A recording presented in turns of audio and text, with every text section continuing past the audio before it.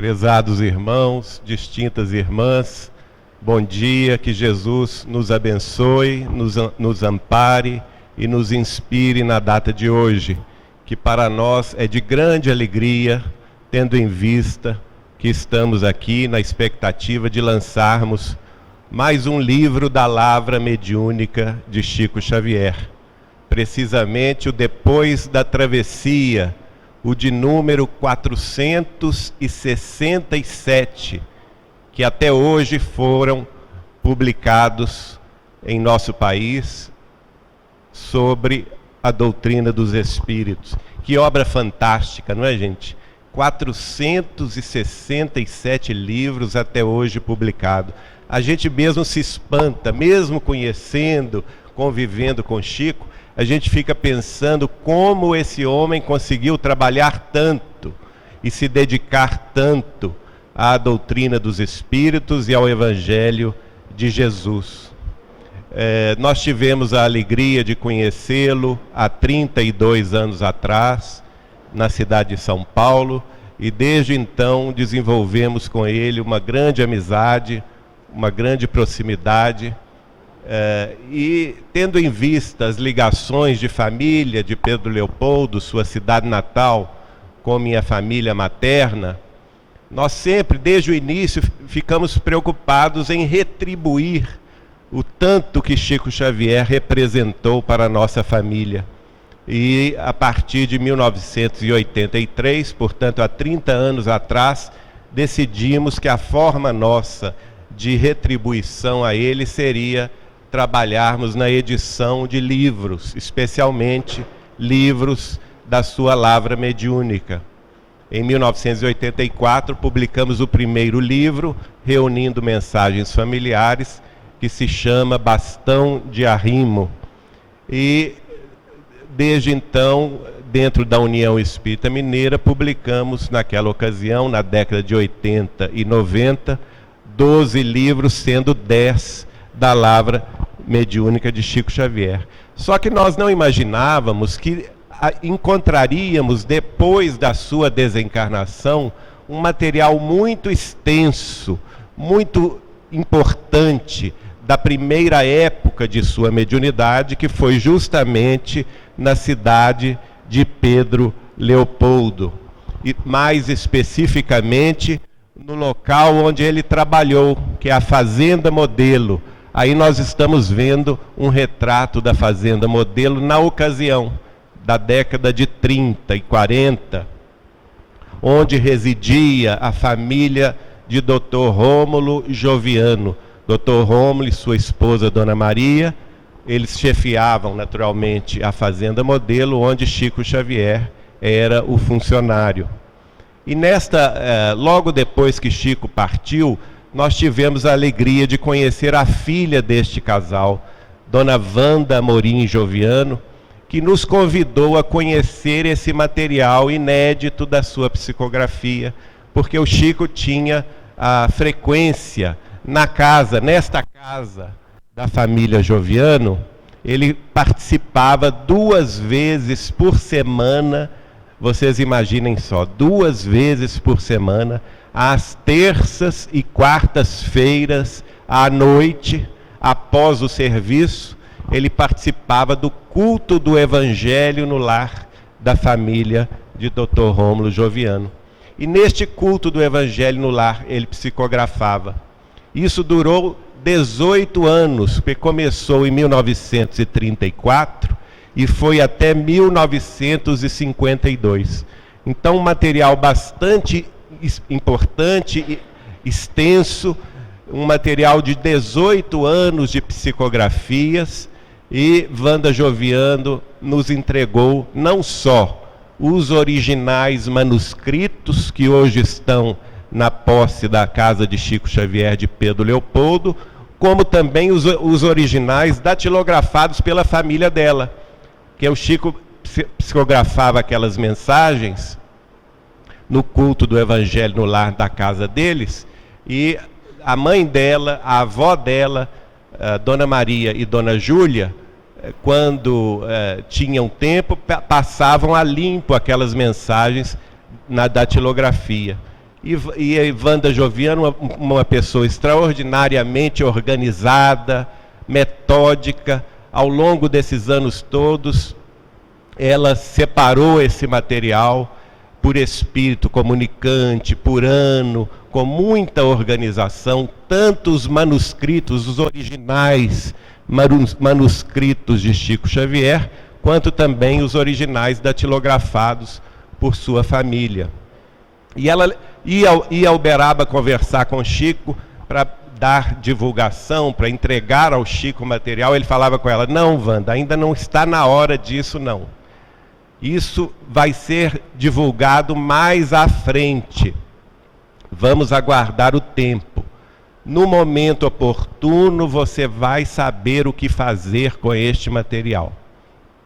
E segundo ela, então, vai nos contar, a partir do momento em que ela estava travando o primeiro encontro, nosso primeiro tete a tete lá no Rio de Janeiro, onde ela residia, ela teve a certeza de que esse material deveria ser entregue à casa de Chico Xavier para publicação. Nós estamos vendo aí as duas famílias, Amorim e Joviano, sendo que de pé, o segundo de pé com a cabeça branca aí, da esquerda para a direita, não é? É o professor Arthur Joviano, pai de Dr. Rômulo Joviano, que desencarnou em 1934.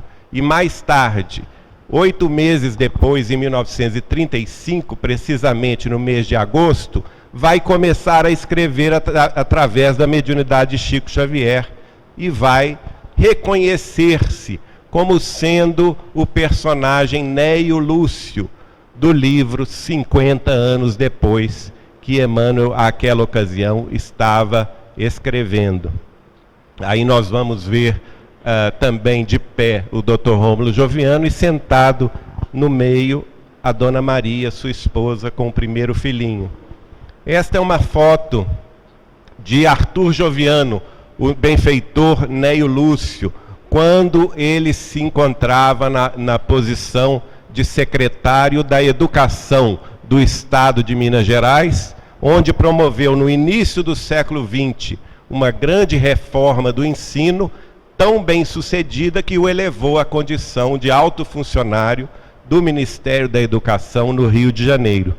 E ao lado dele os 2 netos, a menina naturalmente é Wanda Joviano, quem nos deu esse material. Vocês estão vendo aí o casal, Dr. Rômulo e Dona Maria Joviano, quando completavam 25 anos de casados.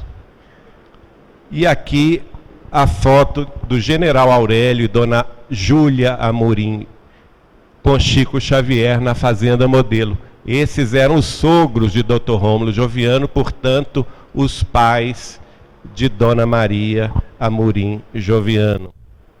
Aqui Chico Xavier com a família na Fazenda Modelo, Chico de pé ao lado do casal Rômulo e Maria Joviano e dos pais de Dona Maria, o General Aurélio e Dona Júlia Amorim Joviano. Esta é a família com a qual Chico Xavier convivia diariamente em Pedro Leopoldo, não é?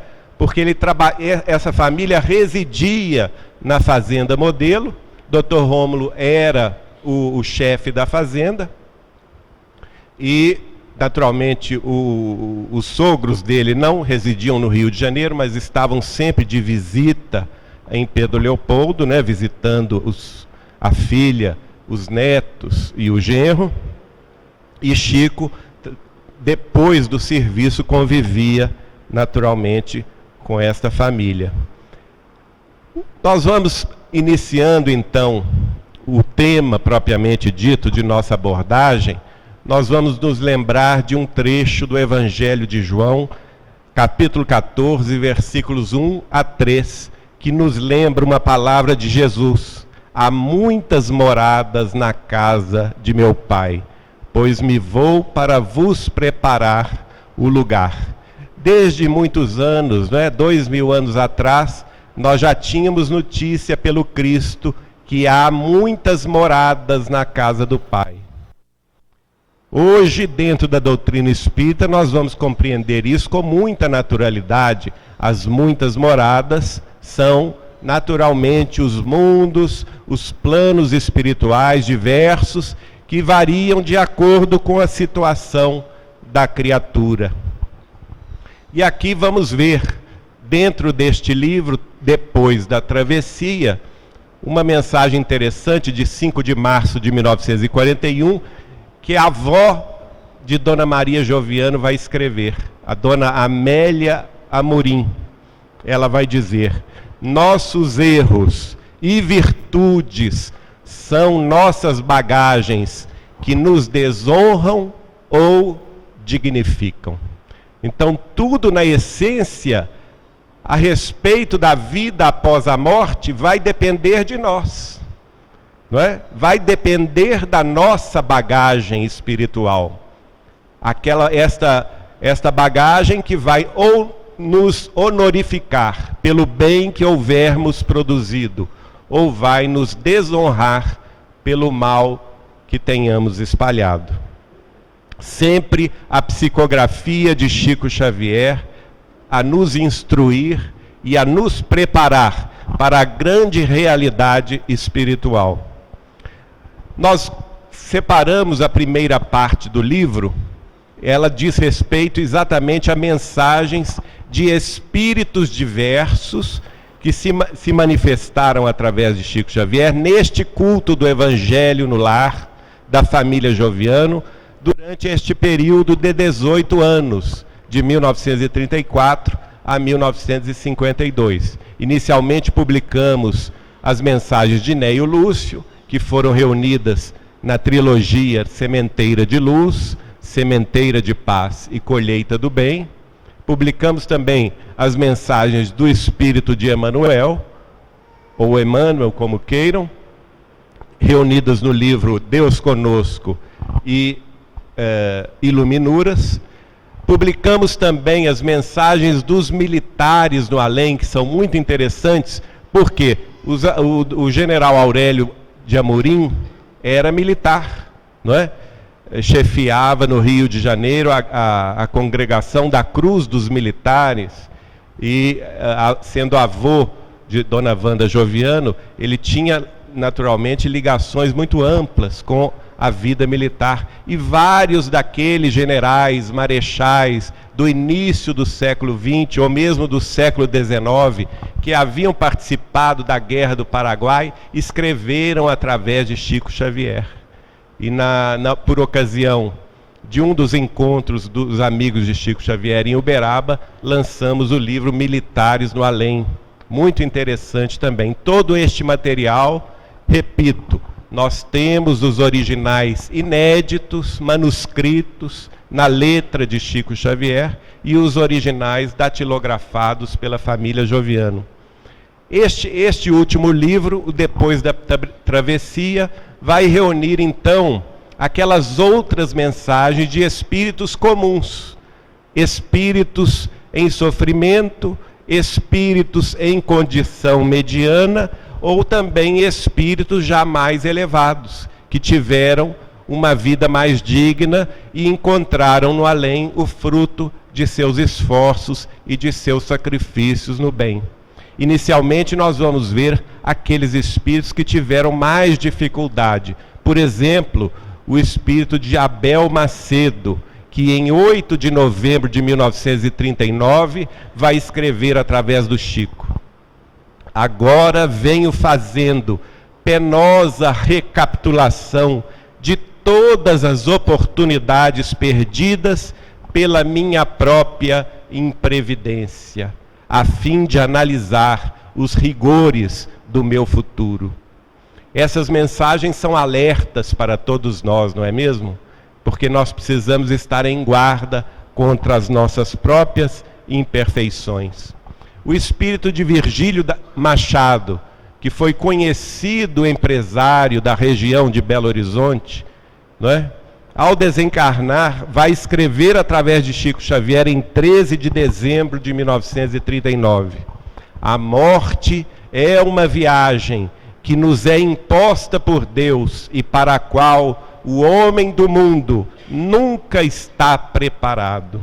Somente agora vejo que podia ter edificado mais no terreno das ações definitivas. É muito comovente esta mensagem de Virgílio Machado, onde ele se lamenta de ter dado aos filhos somente bens materiais, não é? Onde ele se penitencia de não ter buscado mais espiritualidade em sua vida.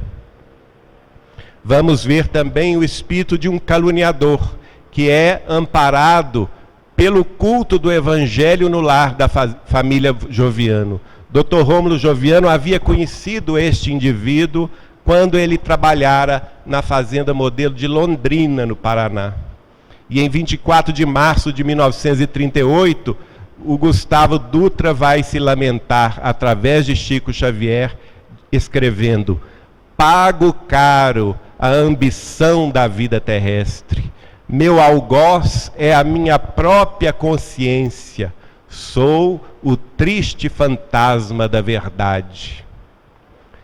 E o interessante é o seguinte: nesta mesma reunião que este espírito caluniador, ele havia caluniado um companheiro de trabalho na Fazenda Modelo de Londrina, no Paraná, não é? E este caluniado acabou como resultado da calúnia, ele acabou cometendo suicídio, porque havia sido dispensado do Ministério da Agricultura pelo então ministro da Agricultura no Rio de Janeiro, não é? E ele, desesperado, comete o suicídio. Os dois espíritos, o espírito do caluniado e o espírito do caluniador, foram amparados na mesma reunião do culto do Evangelho no lar. E em 24 de março de 38, os dois vão escrever. Gustavo Dutra escreve esta parte e o suicida Pereira vai grafar por Chico Xavier: eu poderia ter lutado mais um pouco. Inconsciente por muito tempo, persegui os meus caluniadores, faminto de desforço, mostrando a perturbação em que se encontra o espírito tomado de ódio, de revolta, de insubordinação, de desespero, não é? Mostrando mais uma vez para nós que tudo aquilo de mal ou de ruim que acalentarmos dentro do nosso espírito acaba prejudicando a nós mesmos, acaba sendo um fardo penoso, um fardo difícil de ser levado adiante. Uma norte-americana, a senhora Marie Benson, vai escrever através de Chico Xavier. Ela residia na cidade de Niterói, porque havia se consorciado com um brasileiro. Infelizmente não soube honrar os compromissos do casamento e vai desencarnar também em dolorosa situação. Em 11 de maio de 38, ela escreve através do Chico: dolorosa angústia me domina a alma toda. Sinto verdadeiro arrependimento, olhando os últimos dias de minha existência terrestre. Caí no longo caminho das tentações. Tomei o errado caminho, grandes foram os meus martírios morais, e só Deus sabe o que sofri na minha desencarnação dolorosa. Tudo isso, gente, não é para nos assustar, é para nos alertar, não é? Para que nós possamos cuidar bem da oportunidade de agora, que já nos favorece, a oportunidade do corpo físico, da vida terrestre, das dificuldades, das lutas que enfrentamos aqui. E temos que enfrentá-las com valor, com espiritualidade, com fé, com perseverança, porque somente assim venceremos essas dificuldades dentro de nós. Outro espírito também ligado aos negócios, à vida empresarial, o espírito de Gomide, em 25 de março de 1942, escreve através de Chico uma página que nos alerta muito. até que descubramos a estrada justa, quantas lágrimas vertidas. Não conhecerão vocês, na existência humana, outra riqueza maior do que a de se prepararem para a eternidade com a luz de tão sublimes conhecimentos. Olha só, o Espírito sofredor no além estava nos mandando a mensagem, dizendo para nós: aproveitem a luz do Espiritismo, aproveitem a luz do Consolador, não é? Que você já tem na posse de seu conhecimento, porque essa é a riqueza verdadeira. Este é o patrimônio da alma, que ninguém haverá de tirar de vocês. E ele completa: os homens do interesse mundano costumam ser grandes cegos do espírito, que mais tarde defrontam fatalmente o abismo onde me despenhei no regresso das lutas materiais. Ele também se lamenta de ter passado a vida toda somente ligado aos negócios, às transações comerciais, sem cogitações mais relevantes no campo do espírito imortal. Em determinada ocasião, Neio Lúcio, em plena guerra, ocorria na Europa, na Ásia, a Segunda Grande Guerra Mundial, não é? Entre 1939 e 1945.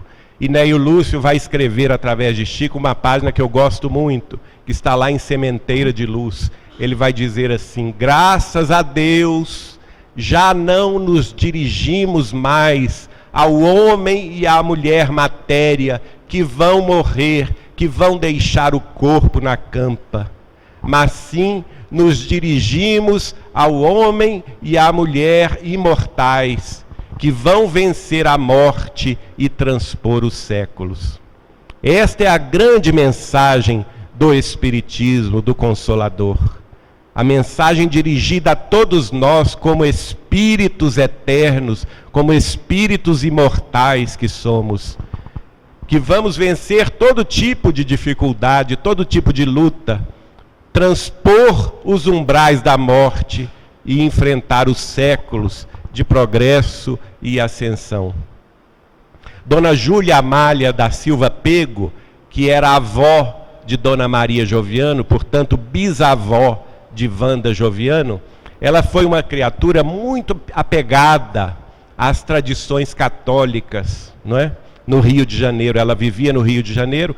É esta aqui que está sentada aqui à minha esquerda, a primeira aqui sentada, Dona Júlia Amália da Silva Pego. E ela não compreendia que a filha, Dona Júlia também, do mesmo nome, que já era espírita no início do século na cidade do Rio de Janeiro, ela não compreendia a dedicação da filha ao espiritismo, achava que a filha estava perturbada, não é? Passou a vida assim, perseguindo a filha por causa disso.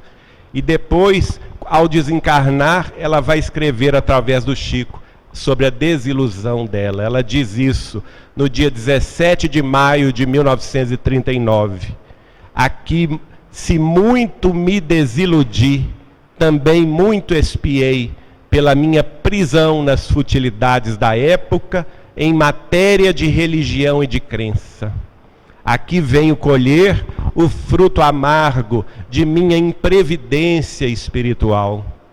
Já almas heróicas na crença conhecem a inutilidade de certos preceitos sociais absurdos que impedem a nossa visão espiritual, com respeito à contemplação de horizontes mais vastos.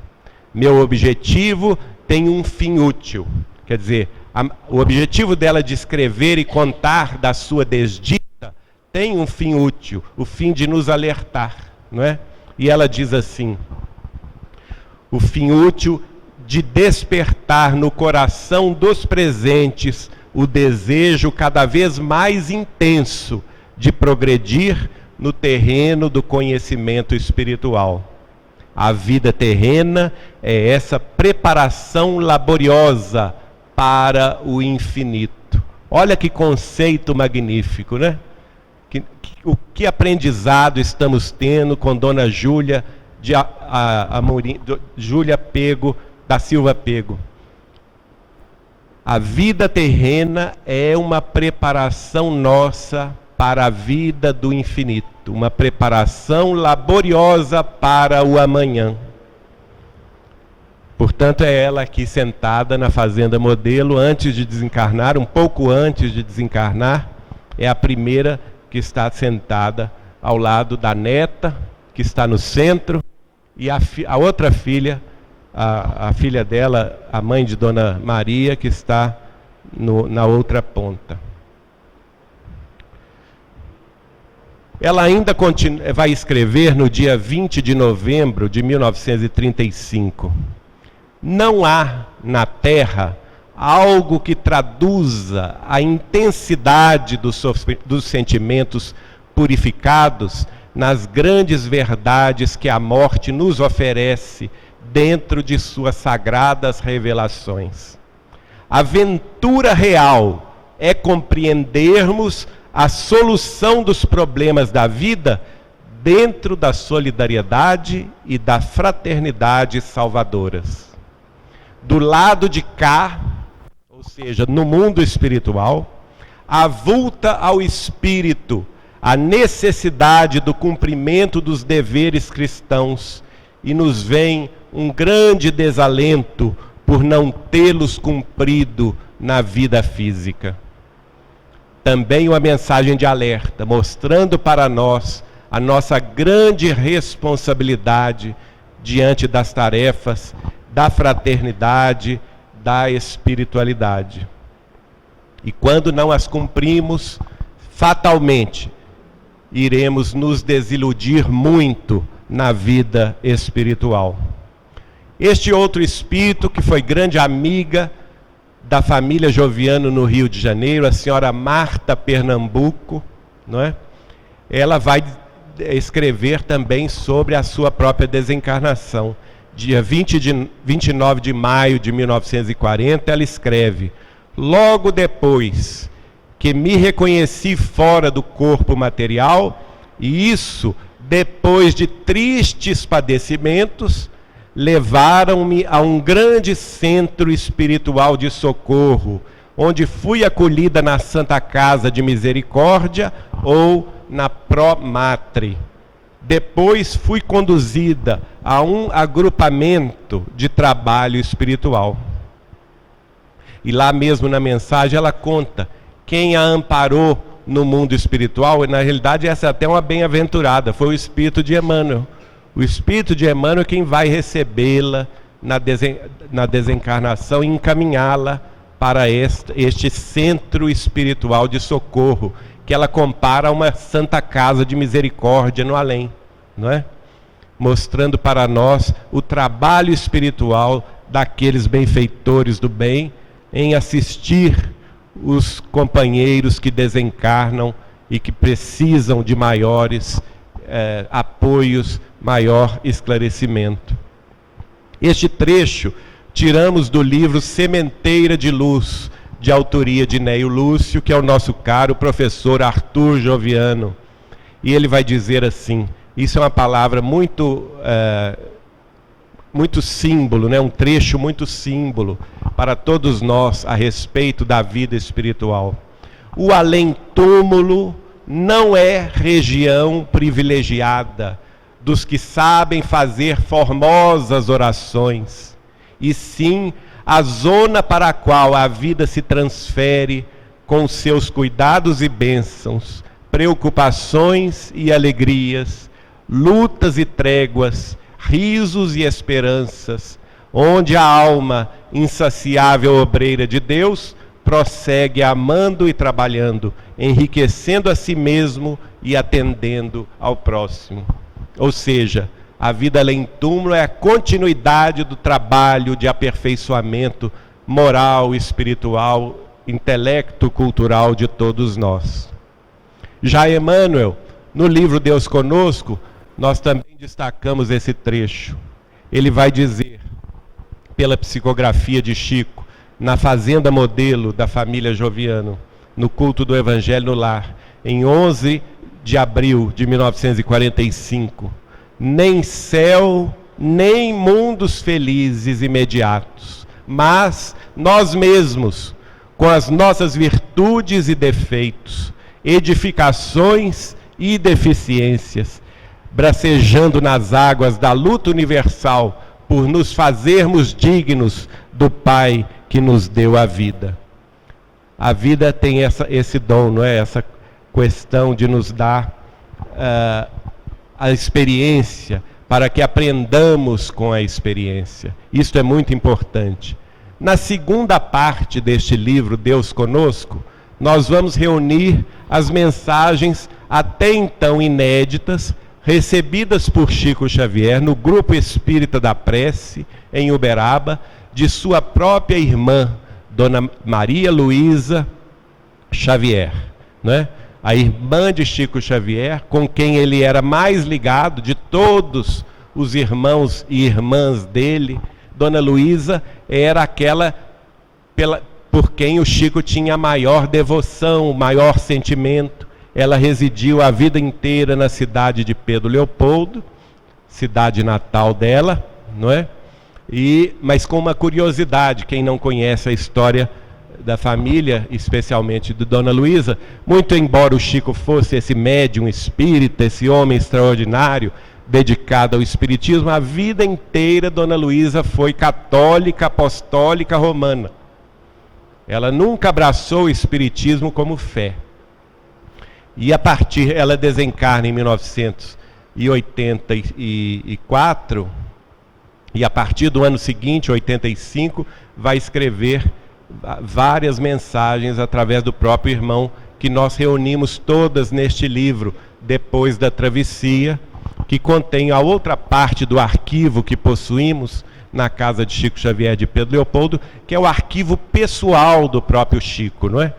Quando ele desencarnou, ele deixou este arquivo ao cuidado do sobrinho neto, Luiz Sérgio Ferreira Gonçalves, que no ano de 2009, portanto um ano antes do centenário de Chico Xavier, entregou-nos para guarda e publicação.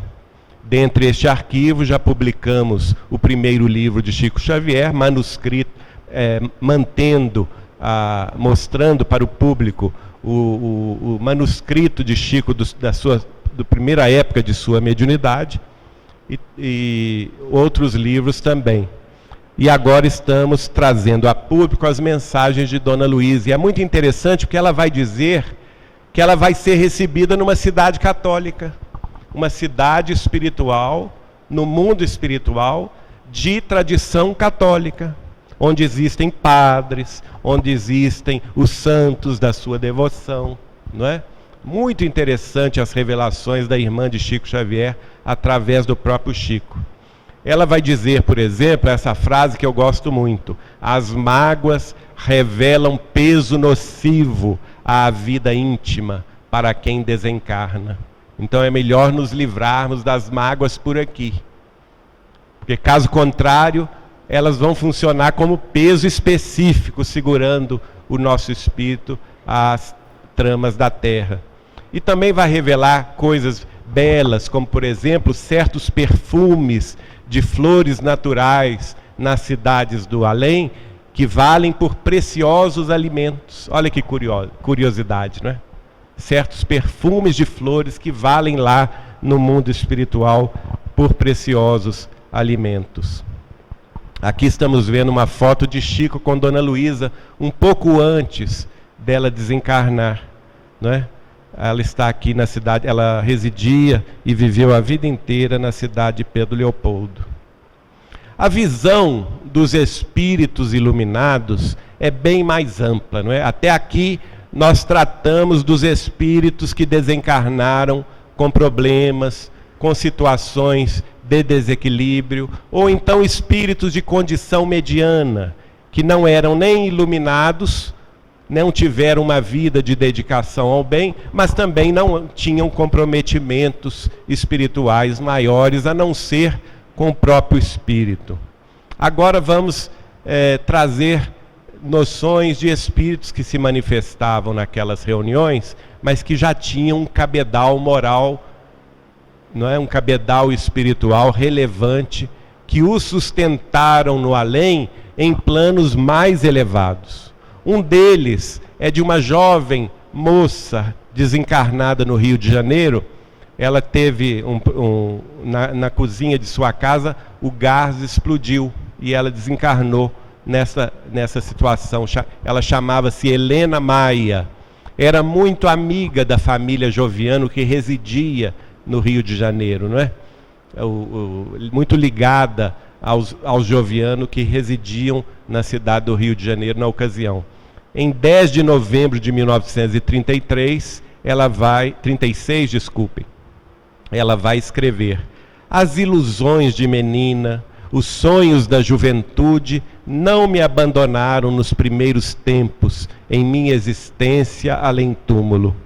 Seres piedosos e compassivos estenderam-me no além seus braços amorosos.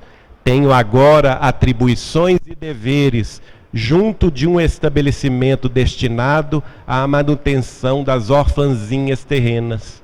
Olha que curioso, não é? Ela era uma jovem muito caridosa, não é? E trabalhava, quando encarnada no Rio de Janeiro, numa creche no Rio de Janeiro. Ao desencarnar, ela é amparada por seres piedosos e compassivos, e logo depois que supera o transe da desencarnação violenta, como eu já lhes contei, não é? Desencarnou de forma trágica na explosão de gás de sua casa. Ela vai logo se situar no trabalho do bem.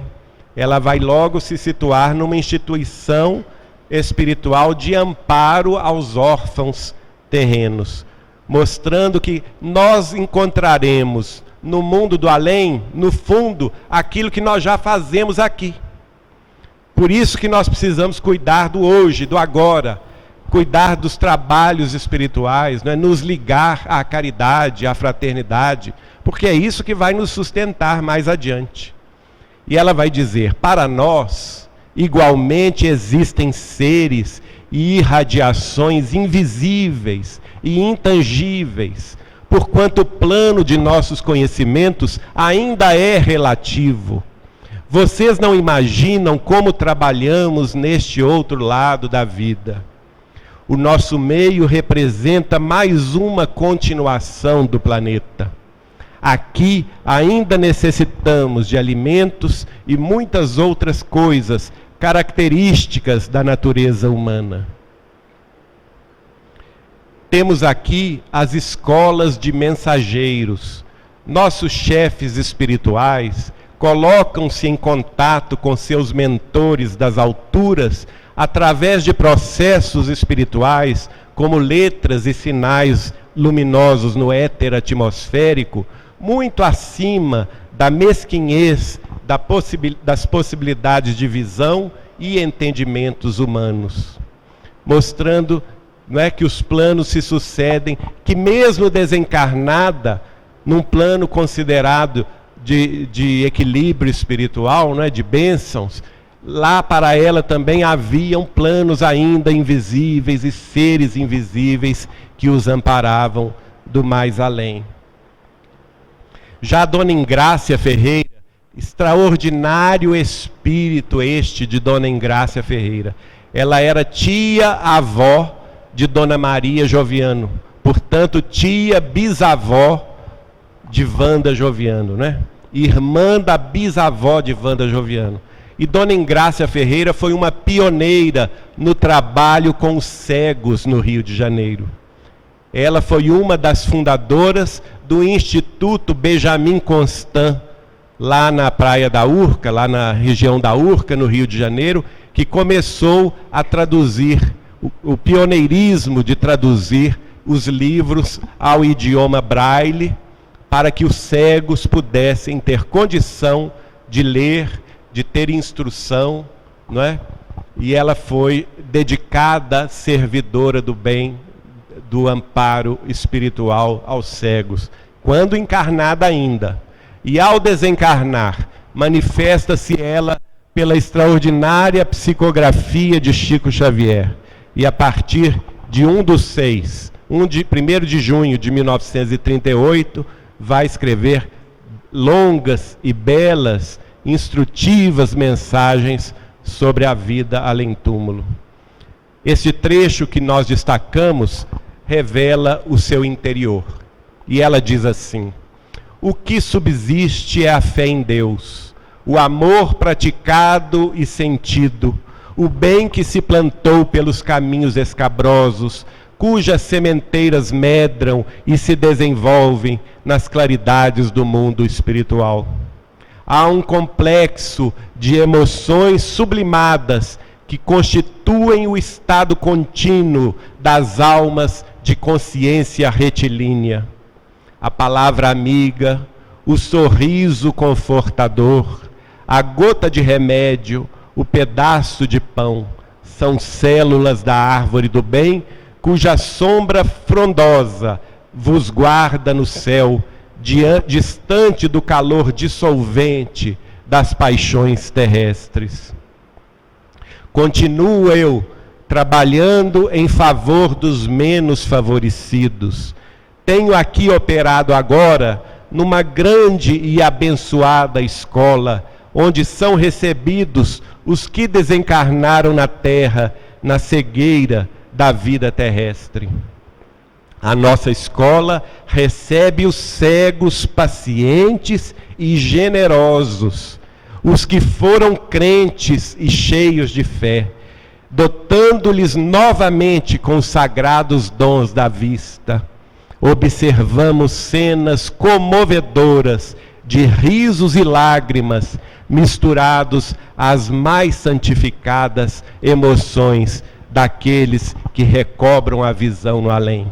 Olha que beleza, não é, gente? Ela na terra se dedica a vida inteira em amparar os cegos, em traduzir para os cegos, para o braille, o idioma deles, traduzir os livros, não só da cultura brasileira e portuguesa, mas também os livros da espiritualidade, porque ela já era espírita na ocasião.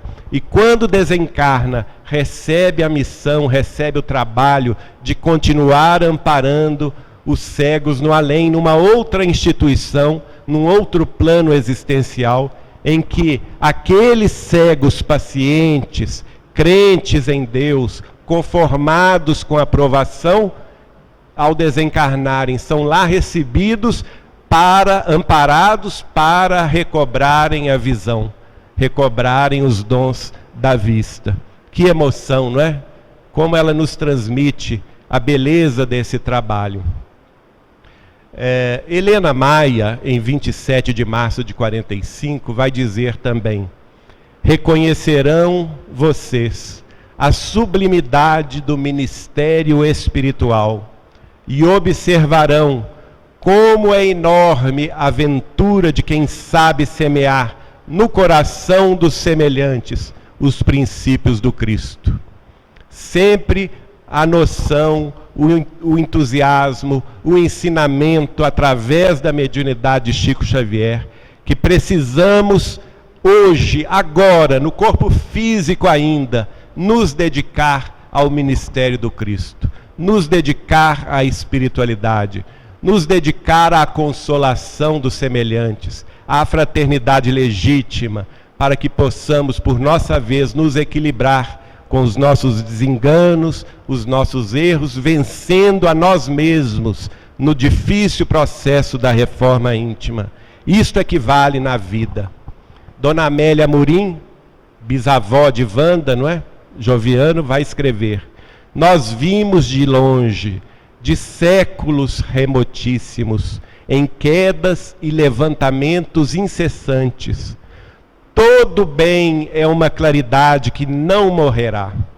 Um dia nossos olhos se abrem para a eternidade e então a nossa visão espiritual atinge o mais longo alcance.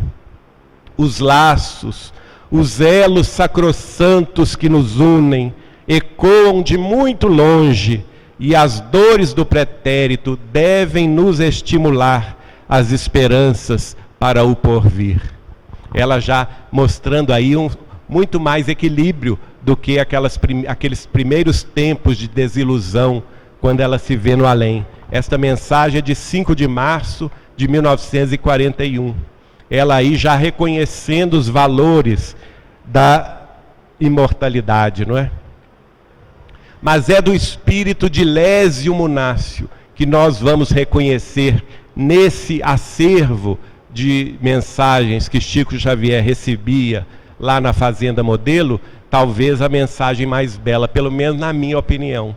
Quem é Lésio Munácio? Quem se lembra do livro 50 anos depois, o romance de Emmanuel, não é? 50 anos depois. Lésio Munácio é aquele que vai amparar Célia Lúcius, quando ela está sozinha, abandonada pelos caminhos, abandonada pela família, com o menino no colo, ela é amparada por esse cristão, que então recomenda a ela que buscasse um monastério na cidade de Alexandria. Por revelação de Chico Xavier, nós vamos saber que entre as encarnações de Lésio Munácio, ele foi também o rei Dom Dinis de Portugal, esposo da rainha Santa Isabel de Aragão, não é? Nossa veneranda. Ele foi também, na época do padre Manuel da Nóbrega, ele foi um grande desbravador português, aqui, que fundou a cidade de São Bernardo da Borba do Campo, né? Trabalhou ativamente junto aos índios, junto também com os missionários jesuítas, e em última encarnação o espírito, foi um grande pioneiro espírita português que migrou para o Brasil e recebeu o cognome aqui no estado de São Paulo de Batuíra. Portanto, nós estamos falando do espírito benfeitor Batuíra. Mas esta mensagem que nós temos lá no original, ele assina Lésio Munácio, mostrando a sua personalidade no romance 50 anos depois. E ele vai dizer, com muita propriedade e com a palavra dele, nós vamos encerrar a nossa participação do dia de hoje. Ele diz assim: a nossa diferença é a de cursos, mas na essência somos todos discípulos de um mestre só. Os alunos são a mesma caravana de todos os tempos. O mestre é Jesus. Estudamos já há muitos séculos. Todavia, em nosso coração houve sempre volumosa pretensão e pouco mérito real. Enquanto adquirimos novos valores no infinito, alguns companheiros buscam novas expressões de progresso espiritual que a carne lhes pode oferecer. Olha aqui que chamada de atenção a todos nós, não é? Olha essa frase: todavia em nosso coração houve sempre volumosa pretensão e pouco mérito real. Isso é um tapa na cara de todos nós, da nossa consciência, não é? Porque nós já estamos há mais de 20 séculos com a mensagem cristã, ou seja, cristianismo não é novidade para nós. Já estamos há 2000 anos de cristianismo. E nesse tempo todo, nós tivemos, na verdade, muitas encarnações com muita pretensão de ser e pouco mérito real. Que não percamos esta encarnação, portanto. E prossegue ele dizendo: a lei manifesta as suas luzes, concedendo-nos a dor, o trabalho e a experiência. Então vamos agradecer a Deus estas luzes espirituais, chamadas de dor, de trabalho e de experiência. Normalmente a gente não agradece, a gente reclama, não é? A gente briga com a dor, a gente briga com o trabalho, a gente recusa a experiência. Quando na realidade, tanto a dor quanto a experiência e o trabalho são a manifestação da luz divina, da lei divina em nossas vidas. E termina Lésio Munácio, o espírito de Batuíra, escrevendo por Chico Xavier: vos trago o coração, e bem sabeis que no coração está sintetizado o próprio infinito. Que palavra amorosa, não é? Que palavra extraordinária de conforto, de apoio espiritual, mostrando ali, para aquele núcleo do culto do Evangelho no lar, da família Joviano, que nós não estamos sozinhos, que estamos amparados, que temos nossos benfeitores na vida maior, que velam por nós, nossos amigos da espiritualidade, que fazem de tudo para que nós possamos ter condição de vencer tanto a dor, o trabalho e a experiência que a lei divina nos colocou a caminho. Então vamos meditar sobre isso e agradecer a Deus a oportunidade desta vida, para que tenhamos, depois da travessia, mais tranquilidade, mais paz de espírito, mais alegrias genuínas do coração, a fim de que, com a realização da espiritualidade em nós, aqui na terra ainda, possamos continuar trabalhando com a espiritualidade maior, além túmulo. O espírito de Mariquinhas, que era também familiar da família Joviano, residente no Rio de Janeiro, em 31 de agosto de 38, ela vai dizer: há um tempo de reflexão que nunca chega tarde.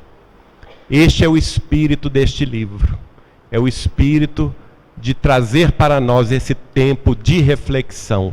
Não estamos sozinhos, mas precisamos dar condições para que os nossos benfeitores trabalhem por nossas mãos, para que eles sintam através de nossos corações, para que eles pensem através de nossos cérebros, para que nos tornemos veículos da luz espiritual e não mais veículos das sombras. E é por isso que Jesus já havia nos consignado esta palavra: muito se pedirá àquele quem muito deu, àquele quem muito se houver dado, e maiores contas serão tomadas àqueles a quem mais coisas se haja confiado. Não é? Que Jesus nos ampare nesta reflexão. Convido-os a conhecer esta obra. Certamente haverá de levá-los a este momento íntimo de busca, de equilíbrio, de espiritualidade dentro de cada coração, mostrando-nos que a vida continua dentro daquilo que já vivemos hoje. Então, precisamos ter mais cuidado com as nossas escolhas agora, neste instante, nesta encarnação, porque não temos mais tempo a perder. 20 séculos de cristianismo já se passaram e nós pouco realizamos em termos de fraternidade real. Que tenhamos coragem de realizá-la agora, dentro de nossas casas espíritas, dentro de nossas famílias, porque não é à toa que estamos junto das pessoas com as quais reencarnamos, dentro de nossas atividades profissionais e dentro de nossas responsabilidades comunitárias. Que Jesus nos abençoe, nos guarde e nos guie. A editora Vinha de Luz, que é um departamento da Casa de Chico Xavier de Pedro Leopoldo, que por sua vez é uma atividade do Grupo Espírita Sheila, da cidade natal de Chico Xavier, cidade de Pedro Leopoldo, estará realizando uma promoção no próximo mês de abril, aniversário de Chico Xavier, com as obras que ela publicou de sua psicografia, e em primeira mão nós estamos dando notícia disto aqui em São José do Rio Preto. Aqueles que já conhecem ou que queiram conhecer as obras e tenham uma alegria especial com qualquer uma daquelas mensagens constantes de todos esses livros que temos publicado, da psicografia inédita de Chico Xavier, bastarão que escrevam para a editora Vinha de Luz, identificando a mensagem que tenham maior afinidade ou que tenham gostado mais, e a editora terá muita alegria, junto com a Casa de Chico Xavier, de enviar-lhes uma cópia dos originais, manuscritos de Chico Xavier, né, na letra de Chico Xavier da referida mensagem. É o presente que a Casa de Chico e a editora Vinha de Luz gostaria de ofertar a todos aqueles que acompanham o trabalho exemplar de Chico Xavier no esclarecimento espiritual de todos nós. Muito obrigado, que Jesus nos ampare e fortaleça hoje e sempre.